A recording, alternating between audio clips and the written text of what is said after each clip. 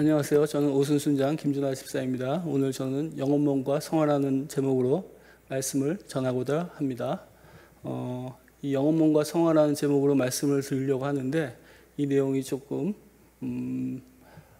말로 설명하는 것보다는 PPT로 설명해서 이해를 돕는 것이 필요할 것 같아서 제가 PPT를 작성했습니다.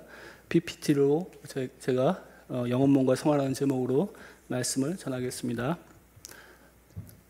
예, 처음 페이지로 넘어가 주시면 좋겠습니다. 예.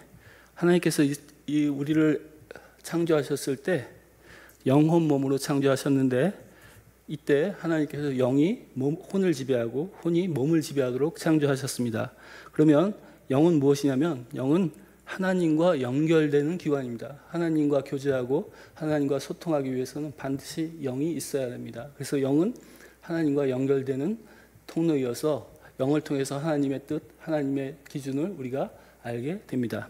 혼은 영이 하나님의 생각을 우리에게 명령하지만 그 명령에 따라서 그 마음을 결정하는 건데 혼을 지정의, 그래서 지식, 감정, 의지로 표현하기도 하고 이 혼을 마음 또는 셀프 또는 인격이라고 또 우리가 지칭하고 있습니다. 그래서 이 혼이 하나님의 명령을 따라서 지정의로 그 지정의를 가지고 하나님의 말씀을 따르고 그것을 몸에게 주면 몸이 그것을 말과 행동으로 옮기도록 되어 있습니다. 가령 창세기 2장 17절에 선악을 알게 하는 나무의 열매는 먹지 말라 내가 먹는 날에는 반드시 죽으리라 하시니라. 이 말씀을 들은 아담은 그 영을 통해서 하나님의 음성을 들은 것입니다. 그래서 그 하나님의 음성을 듣고 하나님의 뜻을 혼에게 전달하면 혼은 지식으로 하나님께서 선악과를 따먹지 말라고 하셨다는 것을 지식으로 알게 되고 감정으로도 선악과를 보아도 어떠한 감정도 생기지 않고 호감이나 이런 것들이 생기지 않는 상태가 되고 또 의지도 하나님께서 먹지 말라고 하는 나무의 열매를 따먹지 않으려고 하게 됩니다. 그러면 몸은 그 선악과를 보고도 다가가서 선악과를 따먹으려 하거나 또는 선악과에 대해서 어떠한 관심도 보이지 않게 됩니다. 그래서 영혼 몸을 통해서 하나님은 하나님의 뜻을 우리가 실행할 수 있도록 만드셨는데 영은 아까 제가 말씀드렸듯이 하나님과 연결되는 곳이고 혼은 지정의가 원래 하나님께서 우리를 만드셨을 때 지식은 에덴 동산에는 의식주가 회결되어 있기 때문에 세상에 대한 지식이 필요가 없습니다. 에덴 동산에서 살 때 가장 중요한 지식은 하나님에 관한 지식이기 때문에 우리는 최초에는 하나님에 관한 지식만을 우리가 가지고 있었습니다. 그리고 감정도 최초의 감정은 하나님께서 모든 것을 우리에게 공급해 주시는 분이기 때문에 우리에게 불안, 초조, 염려, 근심, 걱정, 조급함 이런 감정은 우리에게 있지 않고 항상 소망과 기쁨과 화평과 이런 생명의 감정만 우리에게 있었습니다. 또한 의지는 하나님께서 그 의지는 우리에게 오로지 주셨기 때문에 그 의지로 우리가 하나님의 명령을 수행할 수 있도록 되어 있고 몸은 하나님께서 말씀하셨고 혼에서 결정한 그것을 몸에서 말과 행위를 통하여 하나님의 뜻을 실행하도록 되어 있었던 것입니다. 그런데 창세기 2장 17절의 말씀처럼 선악과를 따먹으면 죽는데 결국 따먹게 됐죠. 그러면 인간은 죽었을까요? 살았을까요? 예, 죽었습니다. 왜냐하면 영이 죽으면 혼과 몸은 살아있는 것이 아닙니다. 왜냐하면 영을 통해서 하나님으로부터 우리가 영생을 공급받을 수 있는데 영이 죽었기 때문에 영생을 공급받을 수 있는 통로를 우리는 잃어버렸습니다. 그렇기 때문에 이제 유한한 생명을 갖게 된 인간은 900년을 살지만 그것은 이미 죽은 상태로 900년을 사는 것입니다. 그러니까 인간은 몸이 죽지 않았으니까 죽지 않은 걸로 보지만 실제로 영이 죽으면 몸과 혼은 죽은 것입니다. 마치 영이 죽으면 꽃이 뿌리에서 꺾여진 것과 동일합니다. 그래서 일주일 정도의 시간은 버티지만 결국 죽음이 확정된 것입니다. 그래서 하나님께서는 영이 죽음으로 인해서 죽음이 왔다고 지금 말씀하고 계시는 겁니다. 그리고 선악과 사건으로 인간은 죄를 짓게 되고 그러고 나서 인간은 다음 페이지죠. 예. 영혼육의 파탕으로 육신이 즉 죄성이 혼을 지배하고 혼이 몸을 지배하게 됩니다. 영이 파탄을 일으켰다는 얘기는 영이 더 이상은 하나님과 연결되지 않고 하나님과 교제하고 소통할 수 없게 되었다는 것입니다. 그리고 우리가 창세기 3장 5절에 너희가 그것을 먹는 날에는 너희 눈이 밝아져 하나님과 같이 되어 선악을 알 줄을 하나님이 아심이라. 너희 눈이 밝아져 할 때 내 영은 죽었고 내 죄성, 내 육신이 새로 생겨났습니다. 그래서 육신이 혼이 몸을 지배하게 되는데, 이때 영의 파탄으로 우리에게 육신이 왔고, 근데 육신은 이것을 우리가 흔히 말하는 원죄, sinful nature라고 지금 얘기하고 있는데, 우리가 이것을 성경 공부할 때 다 공부하셨죠? 내가 하나님 된 것을 말합니다. 내가 하나님의 자리에 앉고 하나님과 같아지려고 했던 것, 이것이 원죄인데, 예수님께서 정확하게 이것을 정의하신 적이 있습니다. 죄란 그들이 나를 믿지 아니하며, 이렇게 명확히 말씀하셨습니다. 그래서 죄는 하나님을 믿지 않는 것, 이것이 죄인데 이것이 원죄입니다. 하나님을 믿지 않으면 오른편에 보시면 나를 믿게 됩니다. 그래서 이것이 원죄고, 하나님을 믿지 않기 때문에 하나님의 뜻대로 행하지 않는 것, 이것이 자범죄입니다. 그리고 나를 믿기 때문에 내 뜻대로 행하는 것, 이것이 자범죄입니다. 결국 죄성이라는 것은 내가 주인되어 내 뜻대로 내가 결정하고 모든 것을 하나님과 독립해서 살겠다는 것이 죄성이고, 그게 육신이 결정입니다. 육신은 자기의 결정을 혼에게 알려주고, 혼은 그것을 다시 몸에게 알려주어서 몸으로 인하여 그 자기의 뜻을 실현하도록 되어 있습니다. 그런데 여기서 육신이라고 불리는 이유는 내가 주인 되어 살 때 이 육신이 내가 주인 되어 사는 것을 결정하는 메커니즘이 어떻게 되어 있냐면, 보이고 들리고 느끼는 육신의 감각에 따라 자신의 뜻을 결정하게 됩니다. 내가 보기에 좋은 것이 나는 하고 싶은 것이고, 내가 보기에 내가 원하는 것을 하고 싶은 것이 육신의 뜻이고, 또 나를 높이는 것, 또 내가 보기에 저 사람이 나를 존경하게 하는 것, 나를 크게 보게 하는 것, 이런 것이 다 우리의 감각을 통해서 판단이 되는 거기 때문에 이것을 육신이라고 지금 부르고 있습니다. 즉 몸의 감각기관을 통해서 우리가 선악의 기준이 확립이 되고, 그 선악의 기준에 따라 내가 육신대로 하고자 하는 것이 결정됩니다. 그래서 몸이 있기 때문에 몸을 통하여 우리가 육신의 뜻을 결정할 수 있는 것입니다. 그리고 혼은 영의 파탄으로 인해서 우리는 하나님과 연결할 수 없고 하나님과 교제할 수 없는 상태에 이르게 되고, 혼이 파탄을 일으켰는데, 혼의 파탄은 지정의 중에 지식의 파탄, 감정의 파탄, 그리고 또 관계의 파탄으로 이루어집니다. 지식의 파탄은, 이전의 인간은 정상적인 경우에는 항상 에덴 동산에서 의식주가 해결됨으로 인해서 의식주에 관한 지식을 필요로 하지 않았습니다. 그런데 이제는 하나님을 잃어버렸기 때문에 인간은 의식주에 관한 지식, 세상에 관한 지식만을 지식으로 추구하게 되어 있고, 하나님에 대한 지식을 듣기 싫어하게 되었습니다. 그리고 감정도, 이전에는 하나님으로 인해서 우리가 걱정, 근심, 염려라는 감정이 없었는데, 이제 하나님이 없어짐으로 인해서 하나님으로부터 받을 수 있는 무한한 공급이 끊어졌기 때문에 걱정, 근심, 염려, 불안 등이 오게 됩니다. 의지는 원래부터 나에게 있었기 때문에 파탄은 일으키지 않고, 그 대신 관계는, 원래 인간이 아담과 하와를 지을 때 하나님께서 갈비뼈를 취하셔서, 아담의 갈비뼈를 취하셔서 하와를 만드셨기 때문에 그 아담이 하와에게 있는 내 뼈 중에 뼈요 살 중에 살이라고 해서 사랑하고 신뢰하는 관계였었는데, 이 혼의 파탄으로 해서 관계도 미워하고 불신하는 관계로 바꿔지게 됩니다. 그리고 몸도 파탄을 일으켜서, 이전에는 노동이 기쁨이었는데 노동이 고통이 되었고, 생로병사가 일어났고, 그 다음에 눈이, 이전에는 보지 못했던 것을 보는데, 이전에는 벗은 것을 보지 못했는데 이제 벗은 것을 보게 됩니다.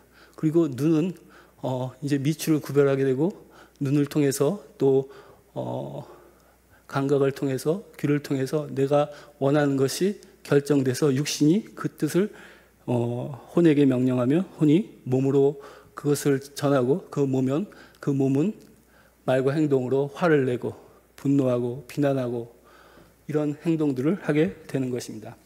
그런데 이 옛 생명을 우리가 타고나다가 우리가 예수님을 만나서 거듭나면 새로운 생명으로 거듭나게 되는데 우리가 이것을 칭의라고 합니다. 그런데 우리가 칭의를 통해서 구원되는 부분은 영입니다. 앞에서 제가 말씀드렸듯이 영이 죽으면 혼과 몸이 죽는 것은 결정되어 있습니다. 마찬가지로 영이 살면 혼과 몸이 사는 것이 결정되었습니다. 그래서 영의 구원, 이것을 우리가 거듭남이라고 하고 칭의라고 하는데 이것이 완전한 구원입니다. 그러니까 영이 다시 살면 몸과 혼은 저절로 시간을 두고 살아나게 되어 있는 것입니다.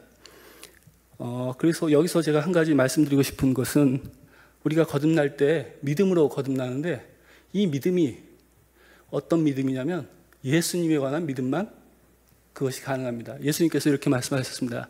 나는 길이요 진리요 생명이니 나로 말미암지 않고는 누구도 아버지께 갈 수 없다고 말씀하고 계십니다. 예수님을 통해서만이 하나님께 갈 수 있다는 것은 예수님을 믿는 믿음만 우리가 구원받을 수 있는 믿음이라는 것입니다. 우리가 로마서 10장 9절 암송하고 있죠.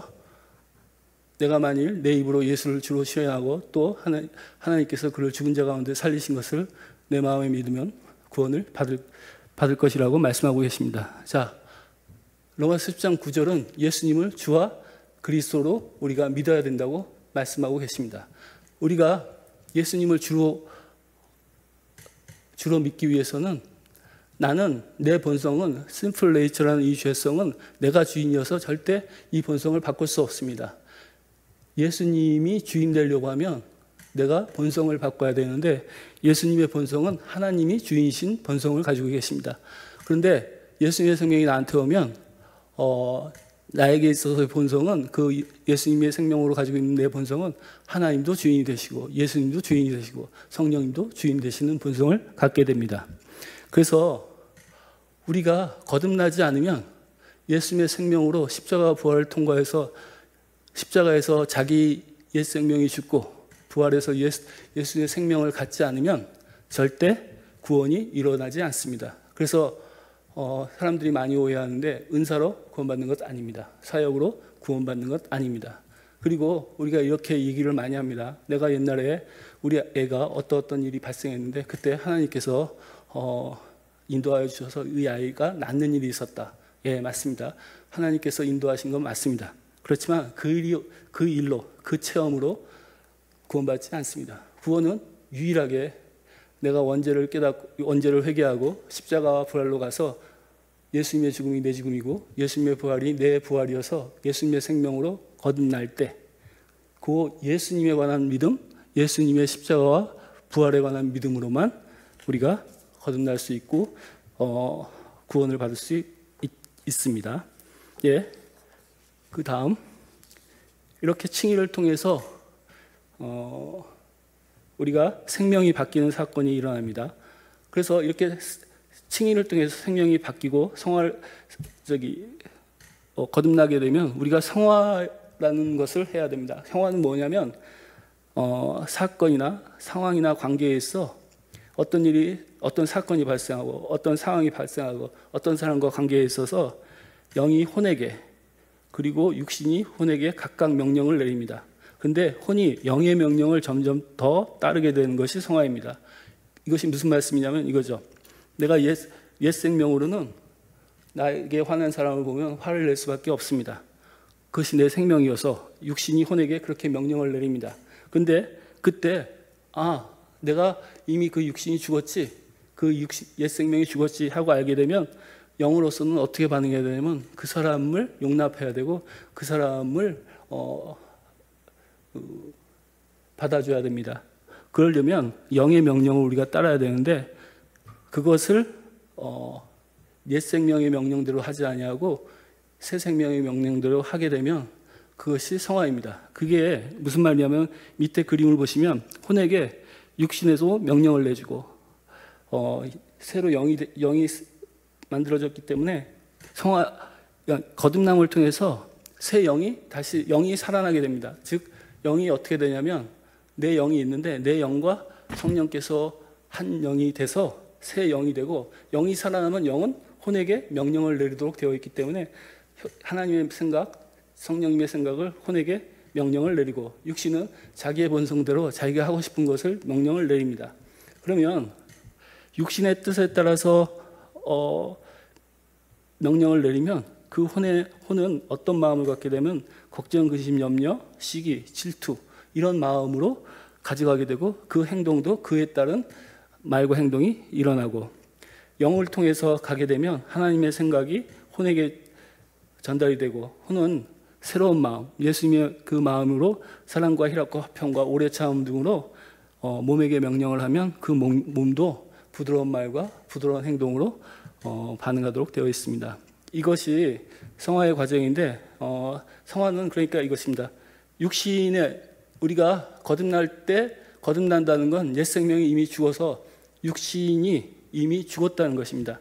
그런데 그리고 육신은 옛 생명은 죽었고 예수님의 새 생명으로만 살라고 했고, 그 새 생명으로 사는 것이 성화인데, 실제로는 살아보면 100% 새 생명으로 살지 못하는 경우가 대부분입니다. 왜 그러냐면 이 육신이 옛 생명이 죽었는데 몸이 죽지 아니하므로 우리가 보고 듣고 느끼는 것이 그대로 남아 있습니다. 그래서 우리가 어떤 사건을 당하고 상황을 당하고 어떤 사람과 관계할 때 항상 육신이 보고 듣고 느껴서 먼저 반응을 해서 싫은 사람 싫다고 결정해버리면 마음이 그것에 따라서 그 사람에 대한 미움 나타나지고 그것이 다시 몸에게 전달되면 거친 말과 거친 행동으로 우리에게 행동하도록 하게 되는 것입니다. 근데 이때 내가 이미 그 육신이 죽었음을, 그 옛사람이 죽었음을 인정하고 보이고 들리고 판단되는 대로 하지 아니하고,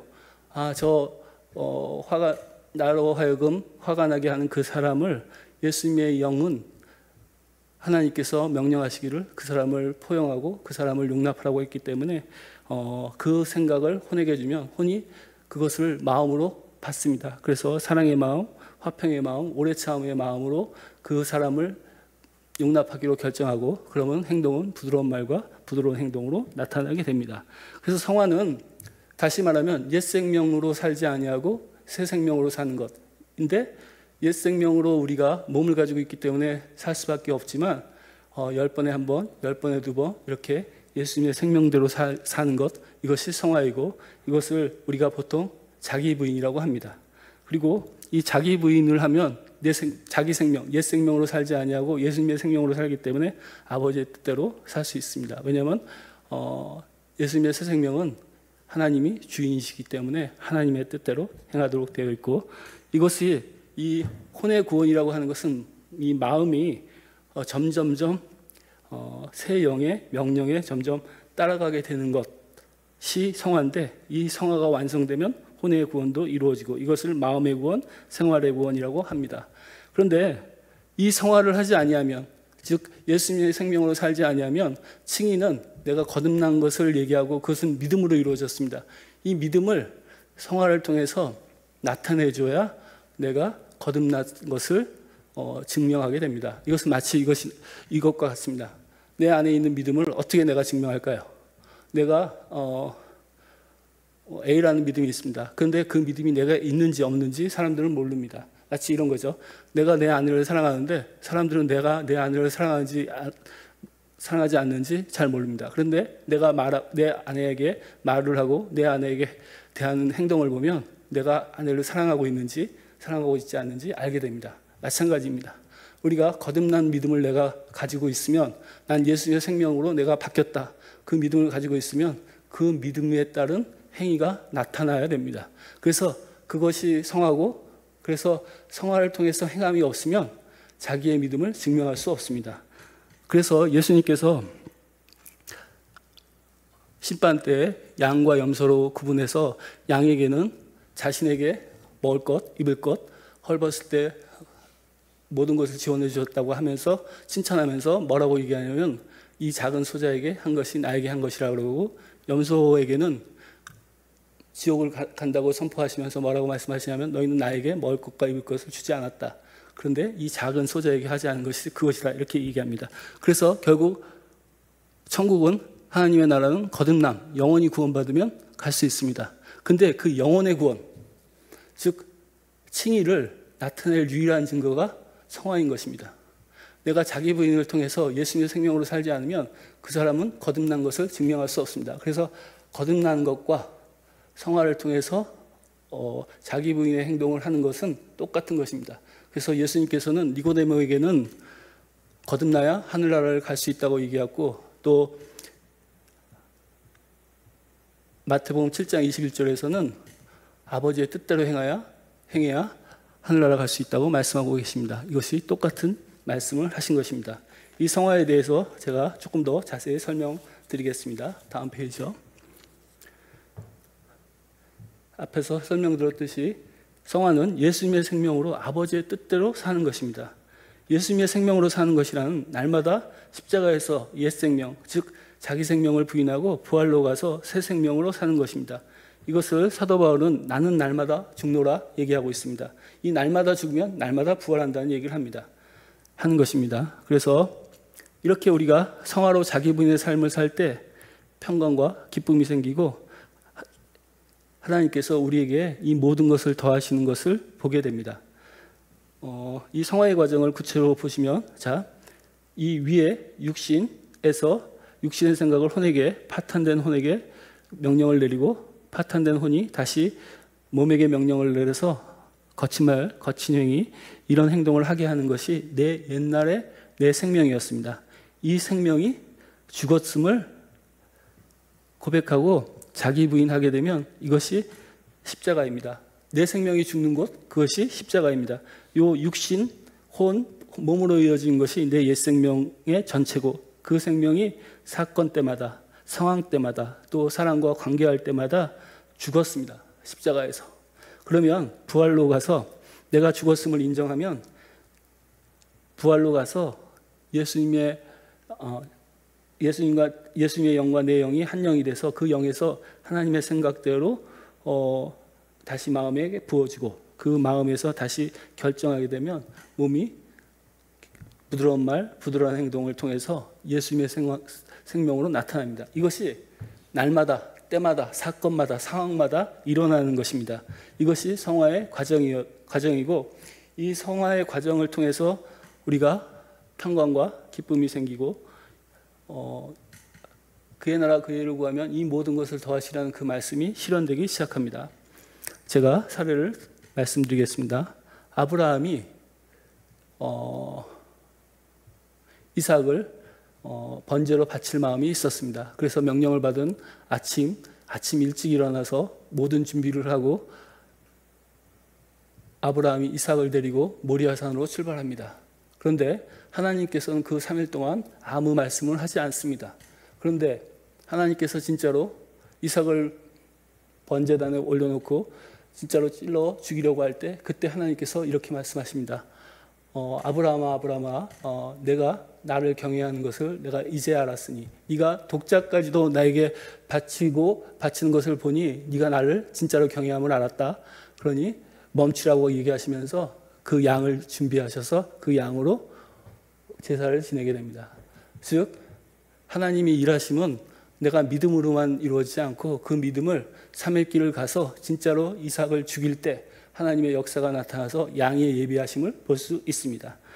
야곱도 마찬가지입니다. 야곱이 속이는 자였습니다.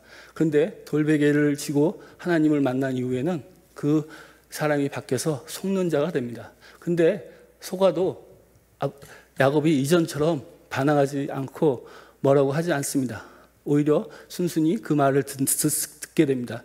이것이 뭐냐면 옛 생명이 새 생명으로 바뀌어서 옛 생명의 행동을 버리고 새 생명의 행동으로 반응을 한 것입니다. 그렇게 그 반응한 후에는 라반이 야곱에게 품삯을 계속 바꿔서 이번에는 점 있는 것만 네 품삯으로 해.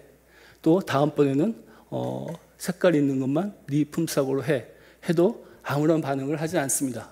불평하지 않고 묵묵히 순종하게 됩니다. 그러면 하나님께서 일하시는 것을 봐서 점 있는 양이 번식해서 큰 무리가 되고, 또 다음에는 색깔 있는 그 양이 번식해서 큰 무리가 되는 것을 봅니다. 즉 믿음을 가지고 행했을 때 하나님께서 축복하시는 일들을 보게 되는 것입니다. 그리고 요셉도 그가 감옥에 있을 때 울고 불고 하나님께 원망하지 않습니다. 요셉의 경우는 굉장히 억울합니다. 왜냐하면 자기가 보디바라의 유혹을 물리치고 하나님을 그 죄를 짓지 않기 위해서 그 일을 한 건데 그 일의 결과가 감옥입니다. 그런데 감옥에서 원망할 법도 한데 요셉은 원망하지 않습니다. 요셉은 거기서 계속해서 하나님을 경외하고 하나님을 소망으로 삼고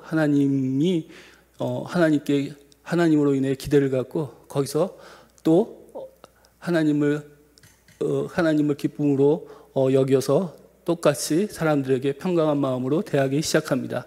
그렇게 요셉이 이전에 색동옷을 입고 형을 고자질했던 그 요셉이 아닌 새 생명으로 바뀐 요셉은 감옥에서도 평강을 유지하고 울고 원망하고 비난하지 아니하고 항상 기쁜 마음으로 거기에 있는 사람들을 대하기 시작합니다. 그러면 거기에 있는 그 감옥에 있는 모든 사람들에게 그들이 고위 관료였기 때문에 이집트의 고위 관료였기 때문에 고위 관료들이 하는 일을 거기서 2년 동안 배울 수 있었습니다. 그리고 파라오가 그 꿈을 꾸게 되자 또 요셉은 가서 이렇게 얘기합니다.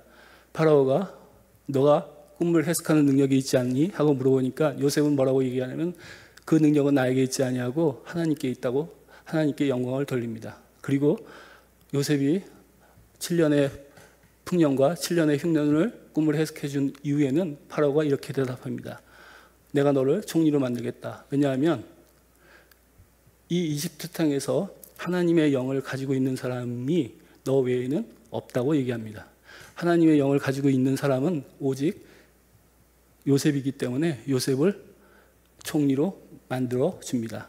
즉 요셉의 믿음이 행함으로 나타났을 때 먼저 하나님께 영광을 돌릴 때 파라오가 하나님이 그와 함께 있음을 알게 되고 그래서 그가 총리가 됩니다. 이렇게 우리가 행함을 통하여 하나님께서 일하시는 걸 볼 수 있었던 것입니다. 그러니까 믿음만 가지고 나는 믿는다 그렇고 아무 일도 하지 아니하면 아무 일도 생기지 않습니다. 그러나 그 믿음을 가지고 아버지의 뜻대로 새 생명으로 반응하기 시작하면 이 모든 것을 더하시는 은혜를 보게 됩니다. 라합도 마찬가지입니다. 라합은 유대 민족을 굉장히 무서워해서 하나님이 하늘에서도 하나님이시고 이 땅에서도 하나님이시라고 고백하면서 행동을 합니다. 어떻게 해요? 그 2명의 염탐꾼들을 자기가 직접 보호해줘서 탈출하게 합니다. 자기의 목숨을 거는 일을 하게 됩니다. 그리고 그 일의 결과로 그는 그 일가족이 모두 목숨을 얻게 되고 또 라합은 예수님의 족보에 들어가는 놀라운 영광을 보게 됩니다.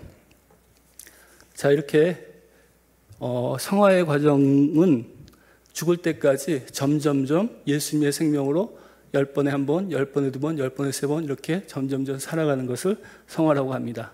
근데 이 성화가 언제 완성이 돼서 혼이 구원을 얻느냐면 내 몸이 죽으면 그때 혼이 구원을 받습니다. 지금 무슨 말이냐면 내가 어느 날 가령 50세에 제가 거듭나서 예수님의 생명으로 살다가 80세에 죽으면 그때 내 몸이 완전히 죽었기 때문에 이제 내 몸으로 인해서 보고 듣고 느끼고 판단되는 그 육신이 죽어버리게 됩니다.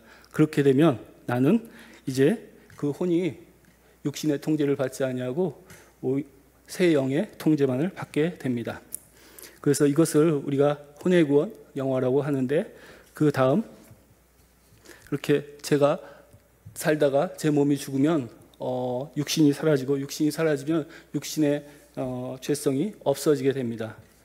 그 다음 페이지 보시면 그래서 이렇게 몸이 죽으면 드디어 낙원에 가게 되고 낙원에서는 보고 들리고 느끼 전 그 몸 육신이 없어지므로 혼은 오직 영의 명령에만 복종하게 됩니다. 이것이 혼의 구원입니다. 그리고 나서 예수님께서 재림할 때 몸의 구원도 이루어지는데 그 다음 페이지 보이는 하나님의 나라가 예수님의 재림과 더불어 이 땅에 도래하게 됩니다. 이때 예수님께서 재림하실 때 예수님이 부활하셔서 영의 몸을 입으신 것처럼 저에게도 새로운 몸이 생깁니다. 이렇게 해서 새하늘과 새 땅, 하나님의 나라가 다시 돌아오게 되면 우리는 다시 새로운 영이 새로운 혼을 지배하고 새로운 혼이 다시 새로운 몸을 지배하는 원래 에덴 동산에서 있었던 혼과 영과 혼과 몸의 그 명령체계가 다시 완벽하게 복원이 되고 더 나은 버전으로 업그레이드하게 됩니다. 자, 그런데 하나님의 나라에 대해서 우리가 이렇게 얘기합니다. Already, but not yet. 하나님의 나라는 이미 왔으나 아직 오지 않았다. 이렇게 얘기하고 있습니다. 즉 하나님의 나라는 칭의로 내가 영이 구원받으면 하나님의 나라는 시작됩니다. 그리고 하나님의 나라가 시작되면 성화를 통해서 하나님의 나라가 마음에까지 혼에까지 이루어져서 이 땅에서 하나님의 나라를 누리게 됩니다.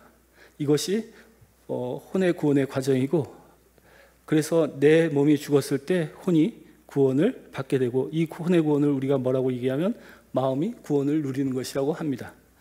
그리고 그렇게 내가 죽어서 낙원에 있고 낙원에서 영화가 이루어지고 또 예수님이 재림하시면 몸도 하나님의 나라를 누리는 하나님 나라의 완성이 이루어집니다. 그래서 결국 칭의가 가장 중요합니다. 영이 구원받는 것이 가장 중요한데 이 칭의를 증명할 유일한 방법이 그 생명으로 행하는 것입니다. 즉 성화입니다. 그래서 성화를 통해서 우리가 하나님께서 일하신 것 보게 되는 것입니다. 맨 마지막 문장, 칭의, 거듭남은 믿음으로, 성화는 행함으로. 이 행함은 말과 행동으로 하는 것이고, 이것은 자기 생명을 부인해서 하는 행동으로 나타내는 것입니다. 그리고 성화가 없으면 거듭남은 증명할 수 없습니다. 그래서 우리는 이 땅에 살 때 반드시 거듭나서 그 믿음을 증명하는 삶, 성화의 삶, 자기 부인의 삶, 예수님의 생명으로 사는 삶을 살아야 하겠습니다. 그리고 예수님께서 마태복음 7장 21절에 다만 하늘에 계신 내 아버지의 뜻대로 행하는 자라야 천국에 들어가리라 하신 말씀이 이 성화를 가리키는 것이고 자기 부인을 가리키는 것입니다. 예, 오늘 제가 영혼 몸을 통해서 성화에 대해서 말씀드렸는데, 제 삶에 있어서도 제가 예수님을 믿고 거듭나서 예수님의 생명으로 살 때 저에게 하나님께서 간섭하시는 것, 하나님께서 저의 일에 나타나시는 것 보게 됐고, 하나님의 도우심, 하나님의 역사하심을 보게 되었습니다. 그래서 행함이 없이는 아무런 일도 일어나지 않는다는 것을 알았고, 제가 오랫동안 교회를 다녔어도 항상 원했던 것은 왜 내 일상 속에 하나님께서 나타나심을 나는 보지 못하나, 왜 하나님께서 진짜 내 삶 가운데 나타나서 내 어려운 문제를 해결해 주셔야지 될 텐데 왜 그런 일들은 나한테 일어나지 않을까. 우리 둘째 아이의 틱을 나는 고칠 수 없는데 하나님이 고쳐야 될 것 같은데 어떻게 하면 하나님이 고쳐주실까. 그것은 그의 나라 그의 일을 구하라 그리하면 이 모든 것을 더하시라는 말씀 속에 있었습니다. 나는 그의 나라 그의 일, 즉 나는 안으로는 자기 부인하고 밖으로는 예수님의 생명을 전파할 때 이 모든 것을 더하시는 은혜에 우리 아이의 틱이 회복되는 은총이 있었던 것입니다. 그 일이 일어나는 것을 보려면 내가 성화를 통해서 자기 부인의 삶을 지속적으로 살면 되는 것이었습니다. 예, 오랜 시간 동안 끝까지 들어주셔서 감사합니다.